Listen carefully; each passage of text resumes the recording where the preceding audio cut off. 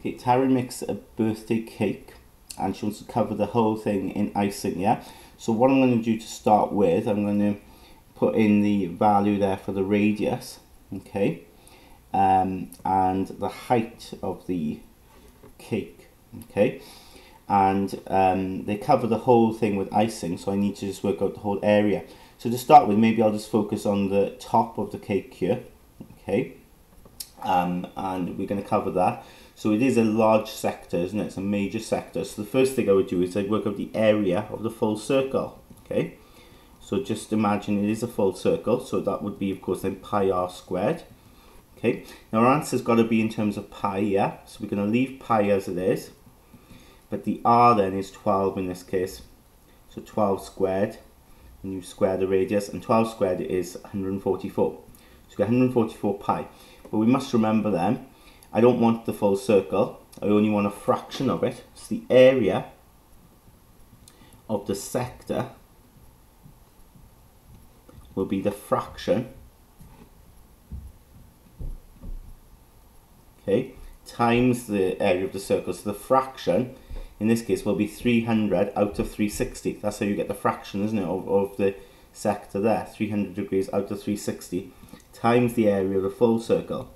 So I've got to work this out, okay? And we're going to take up time to work this out here because it's non-calculator. You know, you can cancel the zeros here in that fraction, for instance, yeah?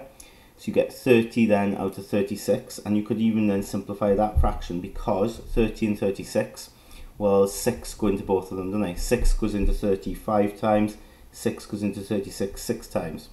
So you get that, okay? So 5 over 6 times 144 pi. This is like saying 5/6 of 144 pi. Well, what I could do then is work out what 1/6 of 144 pi is, okay? And then once I've worked out 1/6, I can then do 5/6, essentially, okay? So a bit of workings out here without a calculator. So 1/6 of 144 is just dividing 144 by 6. So 6 doesn't go into 1, so carry it. 6 into 14 goes twice, remainder 2. And then 6 into 24 goes 4 times. So it's actually 24, okay? So 1/6 is 24 pi. To get 5/6, I need 5 lots of these, okay? So 5 lots of these, well, 5 times 24 is 120. So it'll be 120 pi, okay? So that's the area of the sector there. Now I need the area of, well, let's look at these first. Should we do the area of these? Now these are sort of like the walls, if you like, the inner walls. So that's quite easy, isn't it? Because you just got to do length times width. It's a rectangle. So the area of the inner walls will be 12 times 10. Okay? But there's 2 of them, isn't there? So you've got to double that. So you get 120 times 2, which is 240. Okay? And then last but not least, we've got to think about the curved surface all the way around. Now to think about the curved surface all the way around, okay, if I was to put a piece of card around that, as you often see with cakes, okay, put a piece of card around it. Now if you were to take the piece of card off and flatten it, it would actually just be a rectangle.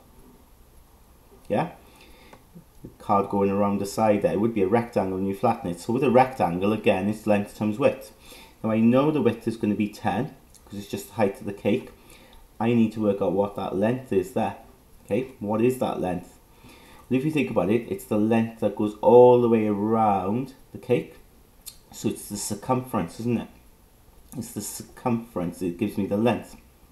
But of course not the full circumference, isn't it? It'll just be the arc length I need. So again, I've got to think about the circumference of the circle, which is pi d. Okay. So that will be, in this case, of course, diameter is going to be 24. Because it's double the radius, and it'll be 24 pi. Now, again, I only want a fraction of this. Okay, so to get the arc length, the fraction will be that there, won't it? Which I simplify to be 5/6 times 24 pi. Now, this is a bit easier to do because if you work out 1/6 of 24, you get 4. And then times it by 5, you get 20. So that'll be 20 pi there. Okay. So my length of that card would have been 20 pi. So all I've got to do then is times them. Okay, so you could say then the area of curved surface is equal to 20 pi times 10, which is 200 pi. So all I've got to do then to get the final answer is add the circle bit at the top of the sector, the walls, inner walls, and then the curved surface. So I get 320 pi and 240, and that's my answer then given in terms of pi.